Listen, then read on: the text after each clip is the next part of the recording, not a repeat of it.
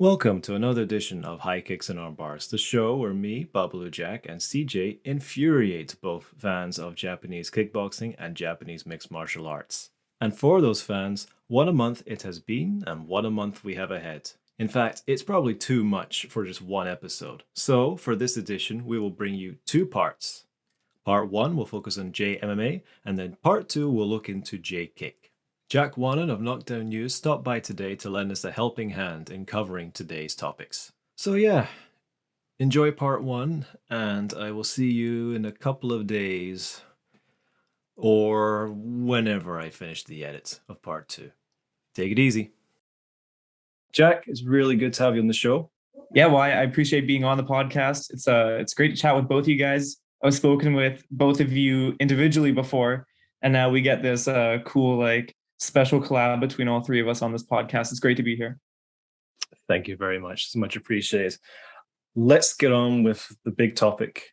We have Super Rising and Rising 38 coming up September 25th at the Saitama Super Arena.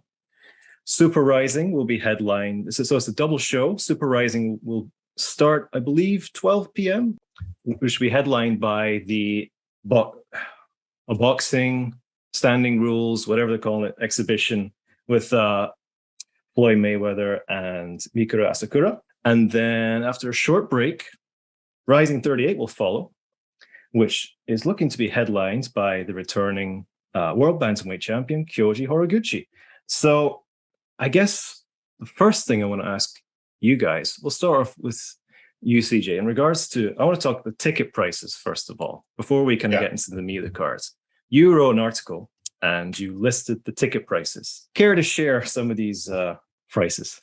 All right, and I'll convert it to US dollars just to make it easier for people to understand, and I'll round to even numbers. There might be a little bit of discrepancies, but thank you very much. Front row, we're looking at about $7,500. Second to third row, you're looking at about $4,500. VIP, you're looking at about $2,300. SRS is at $1,500. RS is at $750. S section is at like $375, and A section is at $150. So the cheapest tickets are $150, which is hilarious because you know that this is expensive because they kind of addressed it. Because when Sakakibara showed the prices off, he kind of like made this offhanded comment like, well, the match was more expensive. And I was like, yeah, well, the match had Tenshin versus Takaru. What does this have that compares to that? Well, the other thing I would say in regards to that is that, so I think the cheapest ticket matches what the cheapest ticket at the Tokyo Dome was, but I believe there was another, I think the second cheapest at Tokyo Dome was maybe 30,000 yen, if I'm not mistaken.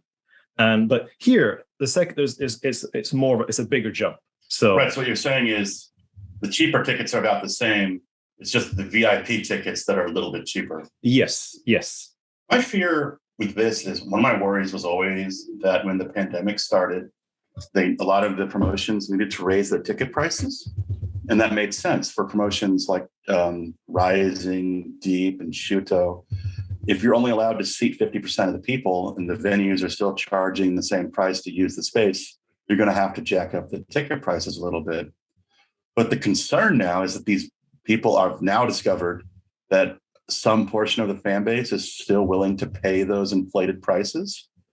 And so to wonder if the price rate is going to go down or if they're just going to keep it at this jacked up rate and see if people are willing to buy it. Jack, what are your thoughts on these absurd prices? Well, the first thing I thought recently about this, because we heard about the ticket prices a long time ago, it gave me flashbacks to a few days ago where I was really excited and I was planning a trip to New York City to see UFC 281. And my heart was shattered into a million pieces this weekend when I saw that the cheapest ticket in the venue, the nosebleed of all nosebleeds, started at $300. So really, at that point, that was my decision where I realized, okay, this event is not for me, the average customer that can only spend a couple $100s to see something. And even then I'm like, sort of painfully giving away my dollars to someone. So really, this is going to be an interesting event, in my opinion, because it's going to sort of test what type of customer can Rizin attract? Can Rizin attract thousands of people who are willing to spend this almost high art amount of money to see mixed martial arts? And, is this something that they can do not only once, but twice a year? Because, we're coming off of the match, which is another combat sports event, which had a similar ticket price to it. So the way I'm looking at this is I think that, you know, we're going to see how this event reflects the customer sort of experience, because they're opening up Saitama Super Arena as much as possible. The chart, when you look at it, it looks like there isn't going to be much of a stage. It looks like this is the big version of Saitama Super Arena. You can correct me if I'm wrong there. So we are going to see on the broadcast if this event does well. You can't hide a bad crowd. You can try to hide it. Some people do try to hide it at their shows, but you can always sort of tell. So I think that more than anything, this is going to be a really interesting time to see what is Rizin valued as for customers. Is this like a luxurious thing for people to go to, or is this still something where the average person can go, hey, I want to see Rizin, I'm going to go buy a ticket? This is the biggest Saitama can be, Super Arena can be, but until before it's expanded. So Super Arena can be expanded to, I forget what, I think it could be 40,000. But this, I think this is the biggest, capacity in its current form. Okay. But so I think it's what, 20,000, 25,000 people or something around about. But actually, you brought up something which I want to kind of elaborate on, is the kind of the buzz going into this event. CJ, I guess from our side of the world, how do you monitor that? I guess online, and I guess going to the last Rising show, how do you kind of gauge the interest going into this event or these events? So going into this event, I don't think hardcore MMA fans in Japan are interested in this really that much at all, at least the Super Rising portion of the card. But I don't think that's who Rising is trying to target with it. I think they're trying to kind of take advantage of Mikuru's breaking down success, and they're trying to copy the match and kind of make this an event where a lot of influencers and famous people want to be seen at a big Mikuru fight, to kind of see if they can turn Mikuru into if he can put on fights like the match regularly. Now, I would say my question is, the tickets for this go to both events. They're not being sold separately. And you have to imagine, if a lot of people are buying close to $8,000 tickets, those are people that are going there to see Mikuru fight. They're his hardcore fans. The Mikuru fight with Mayweather is expected to happen, I think, at around 3:00. That's correct, yeah. Rising 38 isn't going to happen until after 5. So you're expecting these people whose the main event to them is Mikuru versus Mayweather, to watch that big fight, then wait 2 hours to watch a pure MMA event from start to finish. I just don't think they're going to stick around. Call me crazy, but if you're there for Mikuru, I don't think you stay for a whole Rising show tacked onto the top of it.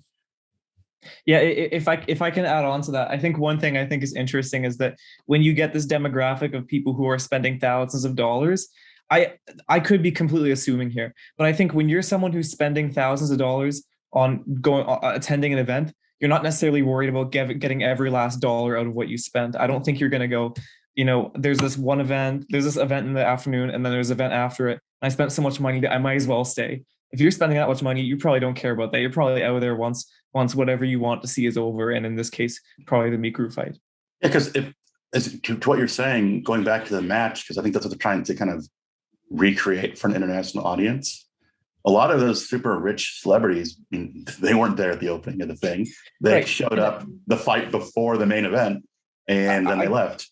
I guess if you also want to go to a much broader idea, it's just like you've seen this in boxing for decades, where there will be a huge prize fight that people will pay, if we go to like a Mayweather, for example, tens of thousands of dollars to see. They aren't there for the co-main event because they don't care. I mean, to each their own. They're not going to go and think, well, there's 4 hours of boxing and I paid this much money for a ticket, I might as well go see the entire thing. No, they're just going to see the main event. Well, to put like a Japanese like example, it's kind of like the Pancrase post limbs. If you go to a Pancrase show, as soon as the main event is over, 90% of the people get up and leave. They don't even do entrances for the people in the post limbs. They just put them in the cage and ring the bell. I mean, I know that's kind of a hyperbole. It's kind of an exaggeration. Horiguchi is a big star, but I don't think the crowds cross over. So it's kind of an interesting attempt. Jack, in your side of the world, how are you interpreting the interest? Well, I personally, I don't like to come to conclusions about fight interest until very close to an event. I think there's a certain curse that I've learned firsthand about, where I will come out and say something like, there's not much chatter about this event happening, like 8 days out from an event. And then all of a sudden that event in the coming days ends up being like one of the biggest things of the year, for example. I think that so much promotion and so much hype when it comes to fights happens in the 11th hour. And I think that, at least over in North America, I can't speak for how the crowd reacts to things in Japan, obviously. I do think that in North America, for at least, it is a very 11th hour thing. And, a lot of you can even exaggerate and say a lot of the interest in these events is very like a final 11 minutes, because a lot of people will finish watching a UFC event and go, okay, well, I want to watch more MMA. Was there anything else on right now? Yeah, there's a Rizin event in 30 minutes.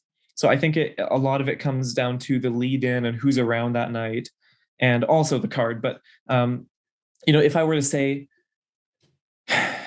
why there isn't much chatter about this event right now, for one, it's still a little while away, but also I would say that a big part of it is that there's still a lot we don't know about this card. Like if you write this card out on paper and you're only writing the matchups that are set, like not the people who were expecting to see whatever, just the set matchups, this guy versus this guy, we have like 2 fights. So there's still a lot of ground to cover here.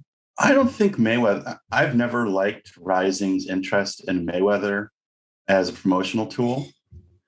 Because he's not, in my opinion, he's not like Mike Tyson. He's not the same kind. He's very popular. He's not popular. He generates a lot of attention, but he's not going to go out of his way to promote this event unless he feels like he's being compensated for it.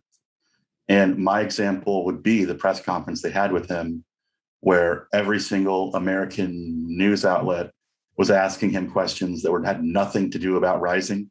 I don't think a single question was about the fight with Miku or the Rising show. It was all about whether Las Vegas is getting a basketball team or some boxing questions. So I don't think he's going to generate the international interest that Sakakibara is hoping that he does. And if anything, I think it'll be negative attention, kind of like the Mayweather-Tenshin fight, where it just led to allegations of fight fixing. If I can jump in, I think the issue with the Tenshin fight is that it got a lot of mainstream coverage in America, sort of post-mortem, but it was very, Mayweather fought for this amount of time, made this amount of money, or Mayweather squashed this kid in Japan. It was a lot of like the headlines were only generated really because of the result, and because Mayweather and money sort of go hand in hand when it comes to headlines about him. It's his nickname. His nickname is money, so everyone's always interested in how much money he's making. But yeah, I think that a lot of news coverage, I guess, to jump, look at me, the journalist jumping to the defense of other reporters, but I guess like a lot of people didn't question Mayweather about the fight, probably because they just don't care. Like I just don't know why a lot of media here would care, because if you're like a reporter for a newspaper, that most of your readers don't even know what Rizin is. I think kind of talking about the international stuff, at least, I think Rising's actually kind of regressed. I think they were much more accessible in the beginning. I know that the We Are Rising guys always talk about the Reddit page, and they kind of did some analysis to show that when it was available on Fight TV, there was a lot of conversation going on about Rising in the international audiences. But as soon as that kind of dried up and it became more difficult to watch, conversation about it pretty much dropped to zero. And it's really only the hardcore fans that are willing to go out of their way to find it. And so I think they kind of pigeonhole themselves. Now, I know that they don't really care about the international market, so maybe that's by design. But yeah, I don't. Although this one, it seems like they are focusing on the internet. They're depending on it because of the earlier start time and whatnot. They didn't do that initially. They didn't do that before with Tension and Mayweather. Well, they're saying that, but I mean, the press conference with Mikuru and Mayweather, they had the guy from Stream Pass there talking, and my impression was they hadn't even like worked out the kinks of Stream Pass yet. And then they had the Rising Okinawa show only on Stream Pass. There was, I think, a giant bunch of mistakes. So then the next event, Rising, was available on almost every possible Japanese streaming website there is. So I just get the general impression they have no idea what they're doing with their streaming. I mean, look at the last show. They had English-speaking commentators. Where is that content? Why was there not an English option for the pay-per-view? I don't think they know what they're doing. And I think it's very last minute with regards to the international portion of it. Well, if I can say something, and this is to some extent sort of reading the tea leaves, but I'm a reporter on this, so I try to find answers for stuff, right? And I will reach out to PR people, the week of a fight and say, hey, do you guys have a plan for where if there will be an English feed or where international viewers can watch? And quite honestly, I sometimes, like with this last event, don't really get an answer until the event's already underway. So if that sort of gives me an idea that there's nothing really like completely set and scheduled out for when these things will come out. If there's one caveat, I guess it would be that from what I've been told, the plan is still to do an English broadcast and have that content available for international fans. Obviously, the growing pains with this new service is that we don't really know when that's going to be available.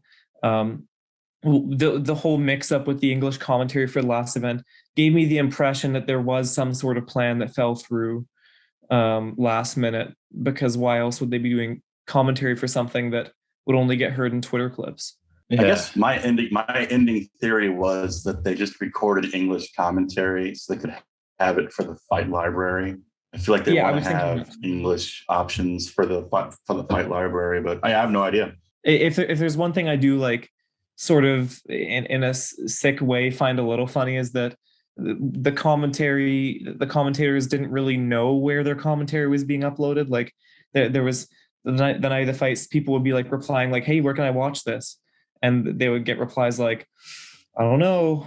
Yeah, and I mean, to be fair to Rising, I know we were just critical about a lot of stuff. They have a very small staff. Mm-hmm. They're not anything like the UFC head office. I mean, I would bet it's less than 12 people. They have a very small staff. They're very overworked. And I mean, Rising's had a ton of issues, mostly self-inflicted, but they've had a ton of issues recently, most recently with the sponsor of the Trigger series. So I feel like they're very, very distracted. And to be honest, I don't know how much money the international viewers actually bring into Rising. So the international stream is probably a very low priority of them. No, for sure. Yeah, and if there's one thing I can give them credit for before we move on, it's that some people like to sometimes say like that Rizin just doesn't care at all about international fans, and the truth is they have English PR people, they have English people in their company that they're paying to work for them.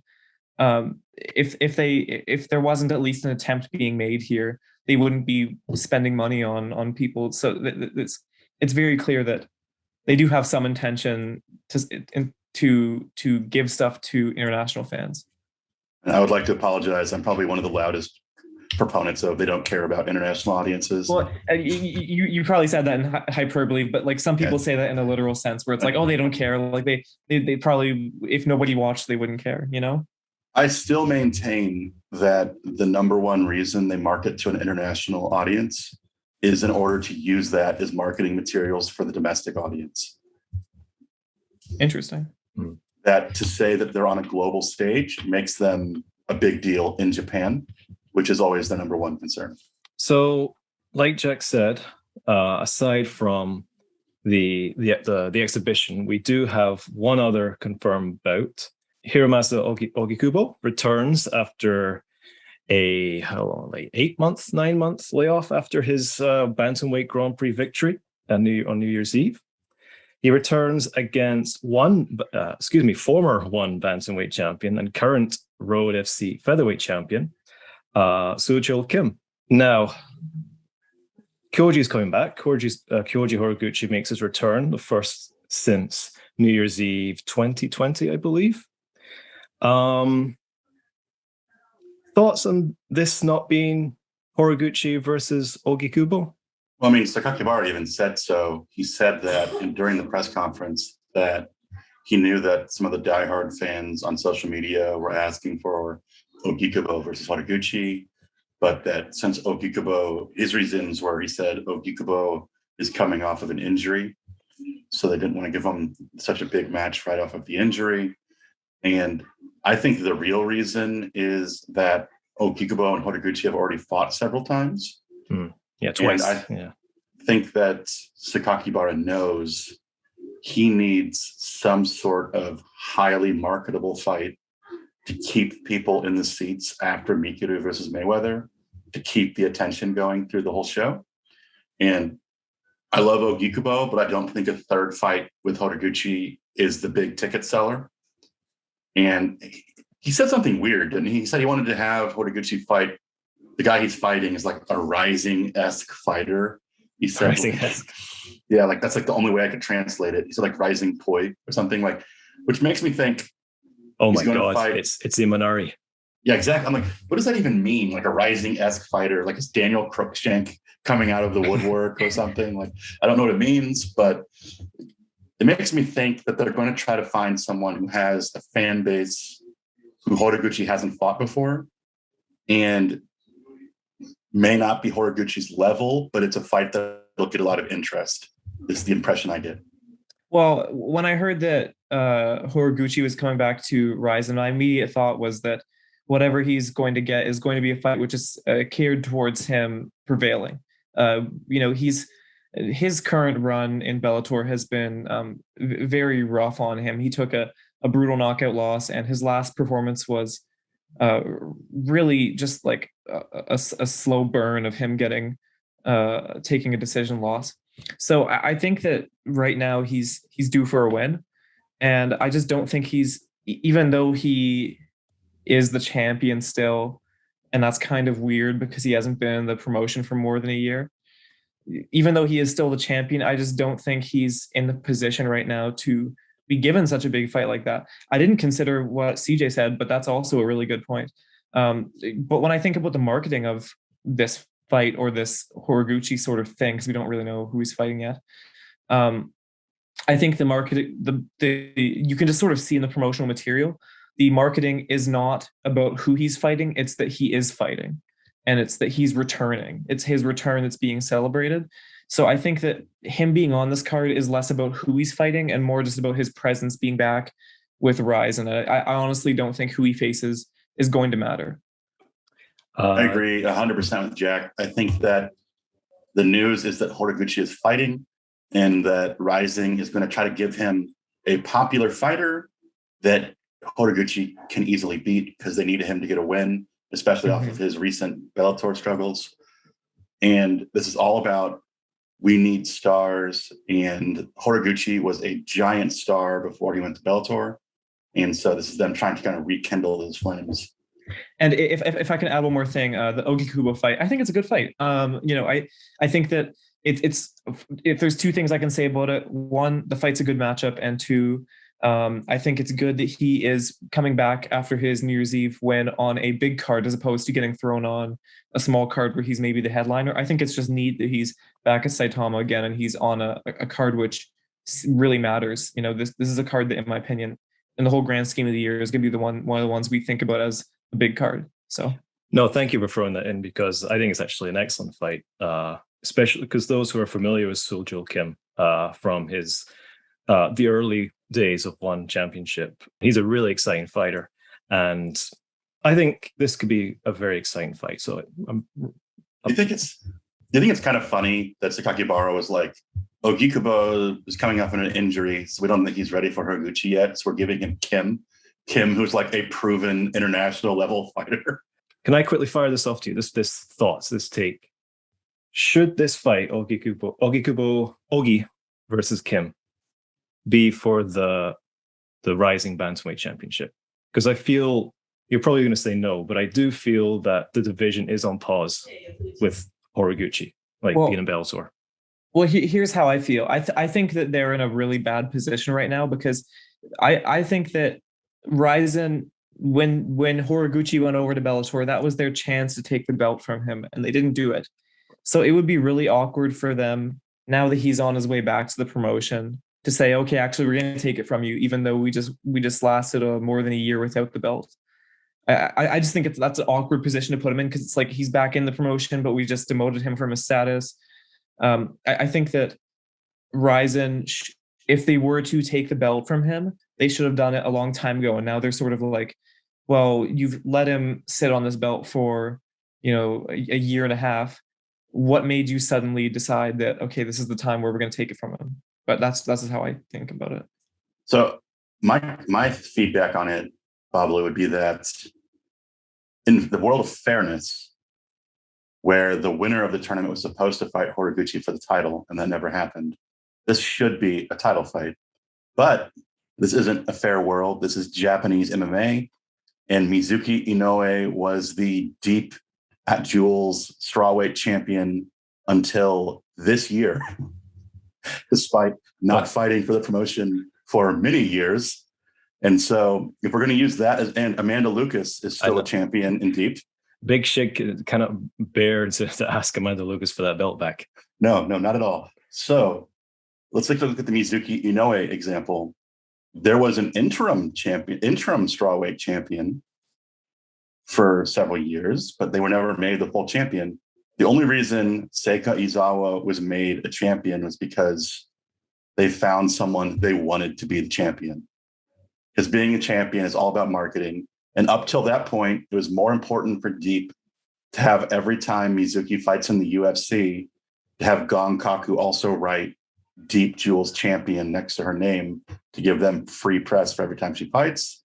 And so for Rising, it's much more profitable for every time Horiguchi fights in Bellator to have Rising champion also introduced with his name every time he enters the cage and every time an article is written about him. And I also think a bit of it was kind of playing politics when he went to Bellator, because when he went to Bellator, there was a lot of people who jumped to the conclusion of, wow, Rizin messed up and they just lost their biggest star. And I think that part of the thing that was sort of an attempt to lessen the blow was that, well, he's going to Bellator, but we have this agreement. He's going to come back and he's still our champion. So it's not like he's really gone. This is our way of guaranteeing to the fans that he's going to come back, that he's still our champion. So we're not going to say goodbye to him forever. That's my conspiracy though.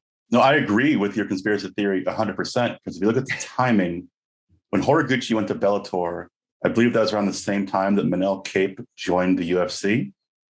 And it was also at the same time, around the same time that Ham Sohee went to One Championship.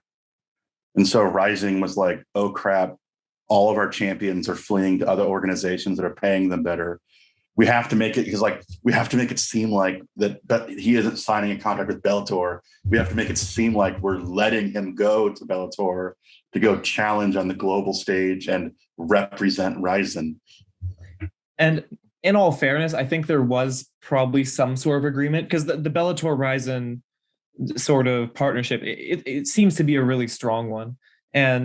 But at the end of the day, the way it came off in a lot of stories was that he left Rizin, and I think that back to my conspiracy, I just think keeping the belt on him was their way of saying, look, he's going to come back.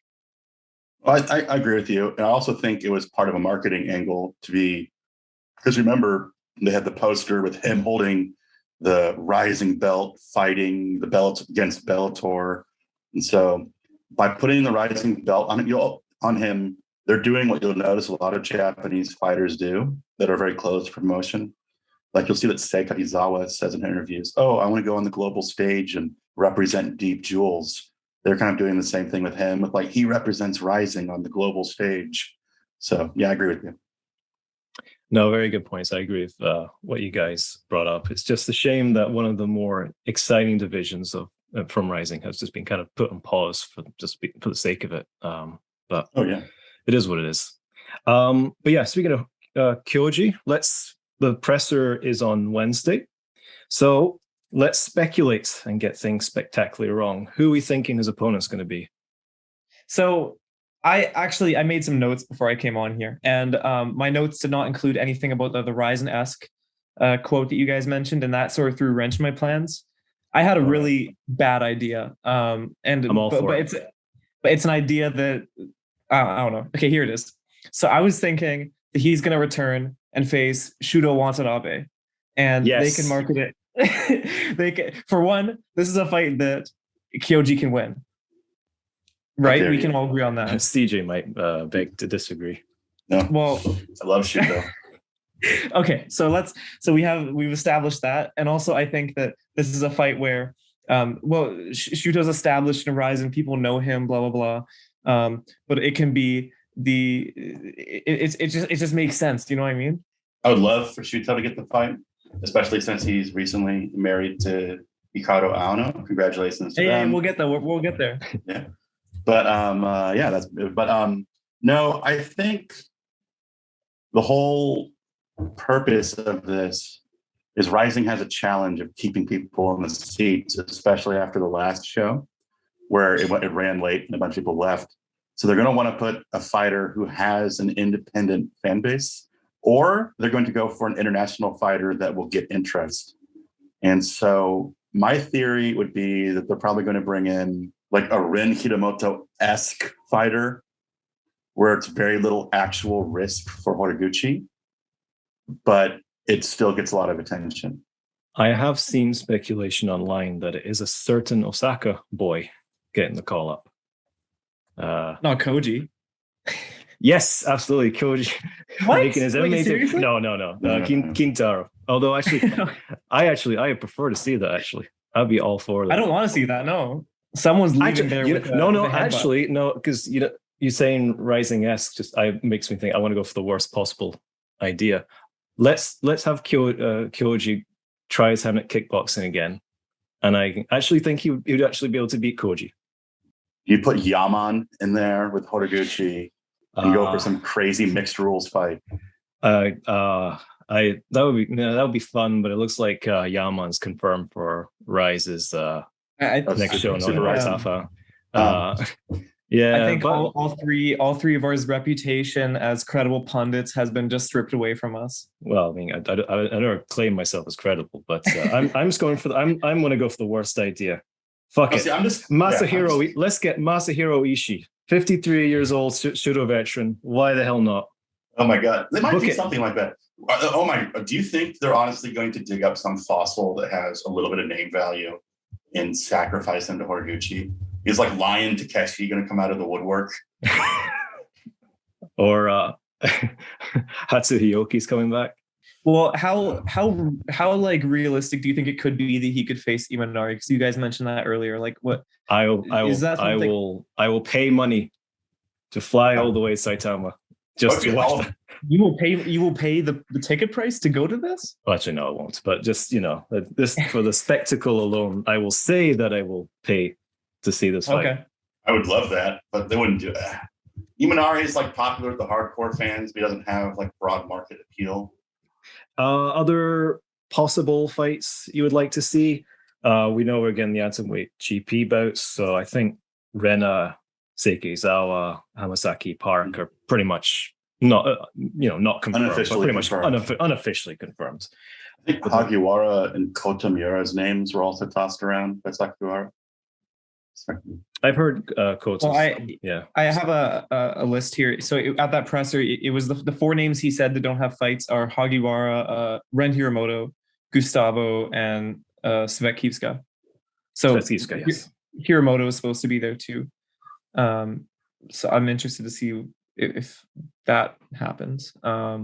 Speculation. I guess my only speculation would be like, I'm interested what wild card sort of international names are going to show up, because it just seems like when you think about like the tropes of what you see on a usual card, every once in a while you just see like someone out of nowhere making their debut in a fight.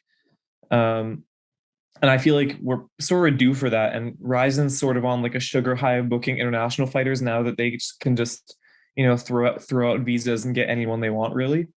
So I'm interested to see like if anyone's going to be picked up, if anyone that we've seen before is going to come back. To me, that's the interesting angle. I would be surprised if Gustavo versus Takeda wasn't booked. That'd be a great fight. They haven't been teased, but this surely would be an ideal card, the Rising 38 card. This would surely be a good time to put the clever Ushiku featherweight title fight. Right. Sakakibara did mention there'd be a title fight also when he was talking about Rising 38. Now, all that is subject to change, of course. I was just doing some math in my head, and based off the names he threw out and the fights we already know that are happening, there's not a lot of other fights, just opponents for the people that he announced, because I think Rising 38 is only going to be about 9 fights, is what he said, because of the Super Rising happening earlier in the day. So, yeah, Hagiwara is interesting. I would really like to see them be nicer to Hagiwara if they want to keep him around. Yushi. Yeah, exactly.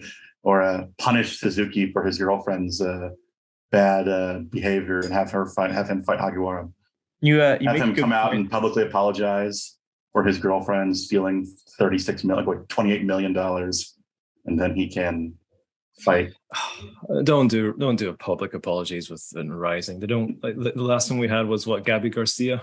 That was so awkward. The worst. Yep.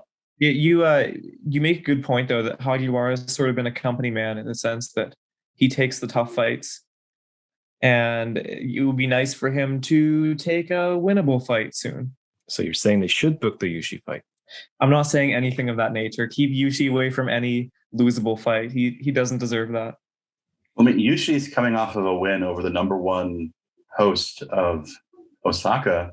Does he need to go on like a Japan tour and start fighting each region's host? I mean, yeah, kind of like do what Yachi was doing, except for host championships. He's effectively killed the Kansai market here. So I have no love for Yushi.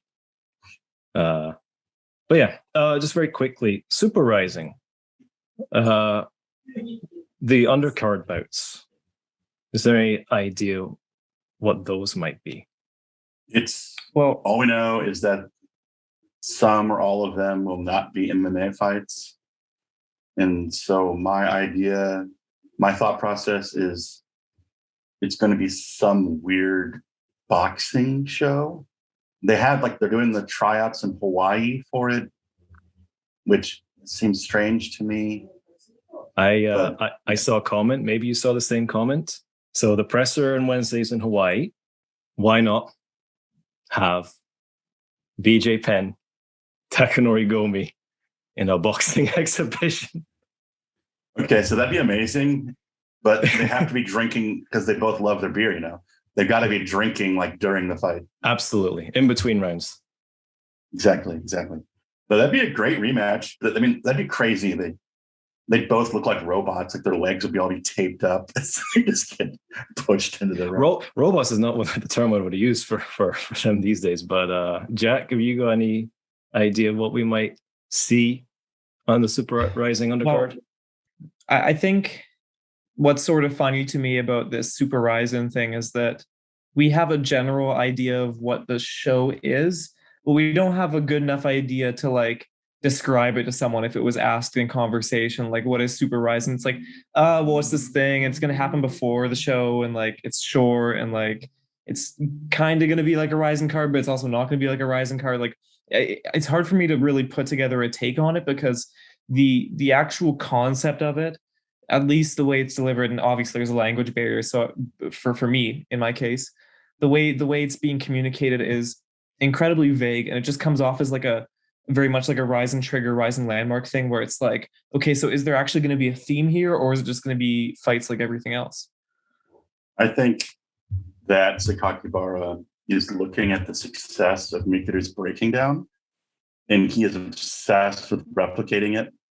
And I know that on my podcast with Shu, I said that Rising should learn from Breaking Down. By that, I didn't mean they should copy Breaking Down. I meant that they should just look at what Breaking Down's doing and try to like use some of the same tools to get attention and market the fights. But I'm worried that Rising is literally just going to have these Hawaii auditions. And it's going to be just their version of Breaking Down, because Breaking Down had auditions on YouTube as well. And the people that like Mikuru liked got fights on the pay-per-view. So I'm hoping it's not like that, but I'm worried it might be.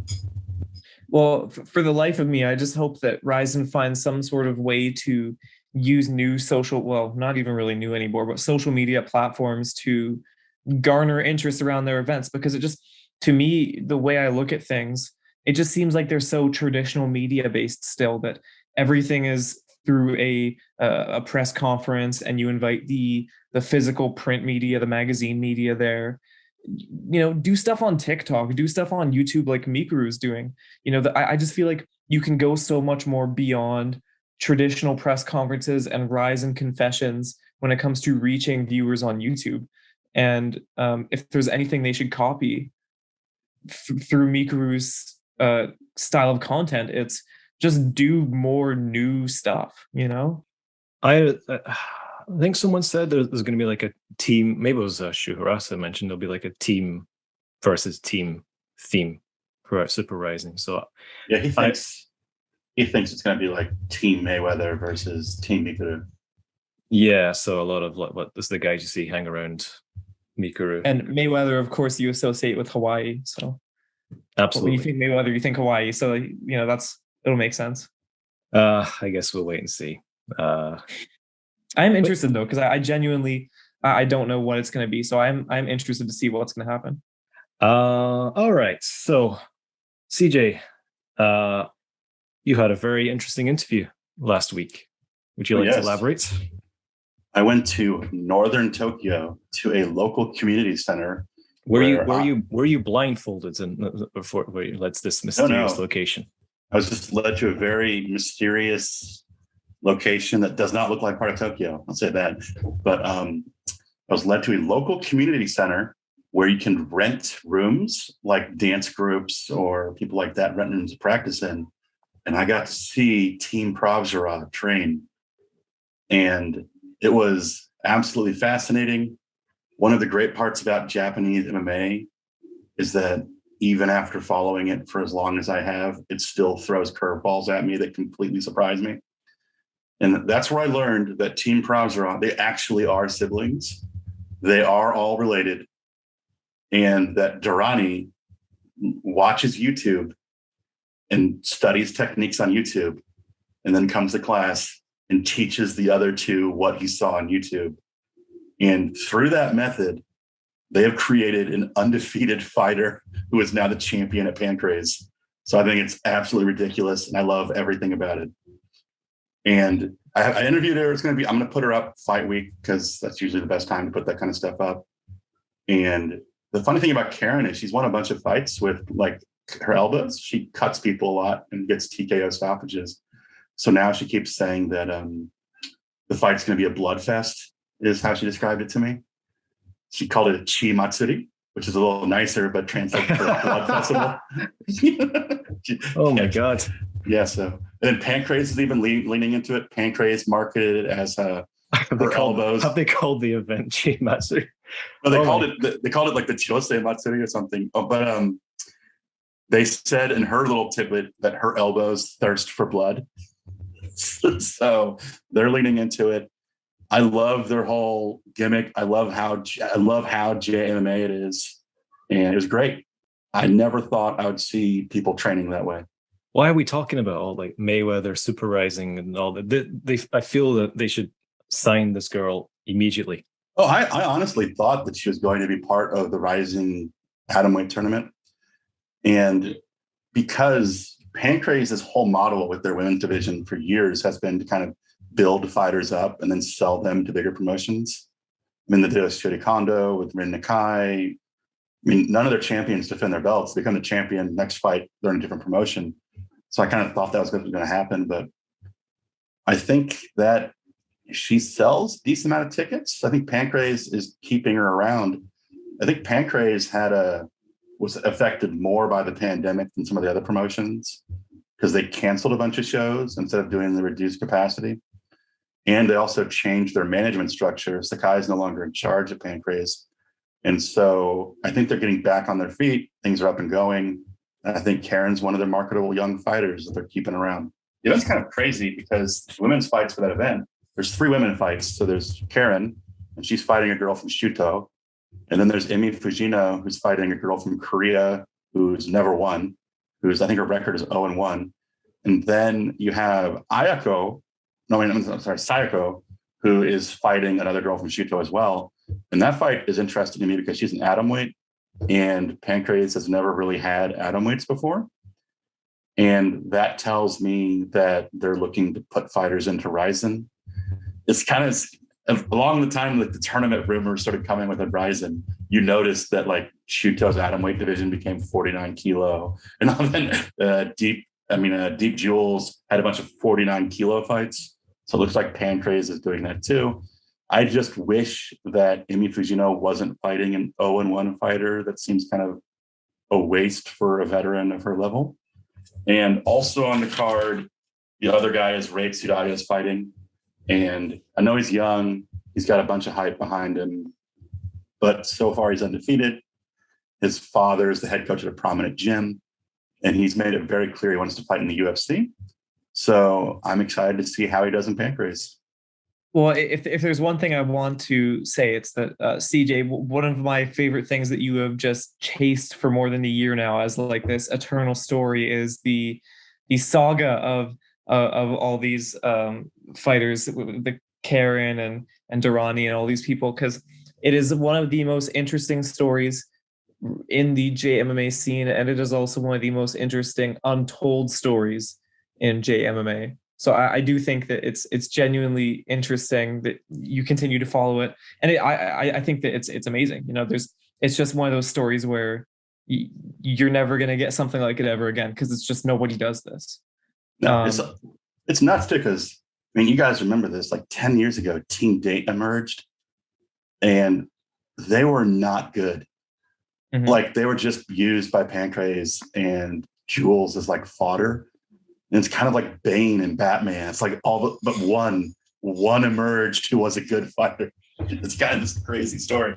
But yeah, I've been chasing them for a while now. I was so happy to get the interview. It was great.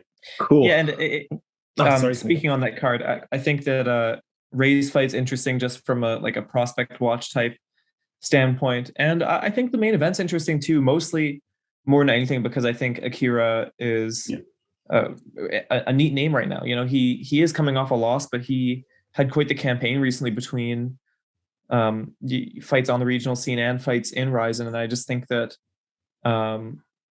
he's despite that loss recently, he is still one to watch. You know, well, he got a lot of attention with this whole like Isuatari Gomi stuff in Rizin with like his old coach versus his new coach. So yeah, he's a big name, and I will say, Pancrase now.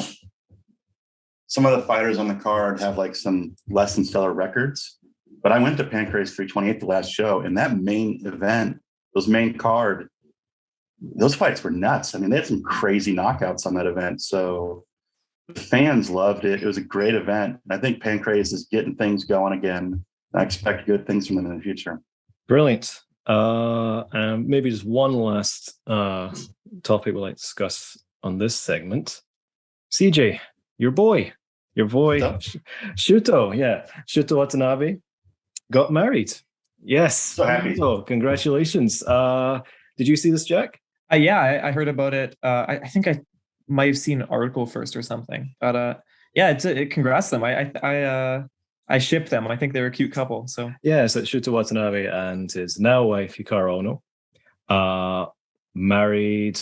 I don't know when exactly they got Wait, so married. Are they already married? Or is yeah, this like a fiance type thing? Oh wow, okay. Yeah, I saw the article on Golf magazine. Yeah, a very Japanese style wedding. It looks like they went to the city office, filled out the paperwork, and paid the fee, and now they're married. Yeah, that's very common here. Yeah, I'm sure they brought the cats along as witnesses. Oh my god, they are like the perfect couple. I mean, that's the reality show I want. Just following him as he eats candy and ice cream nonstop, as she wrangles their rabbits and cats of which they seem to have an infinite supply, while playing Pokemon Go, because she also plays Pokemon Go all the time. Plus, you can have like his parents be reoccurring characters.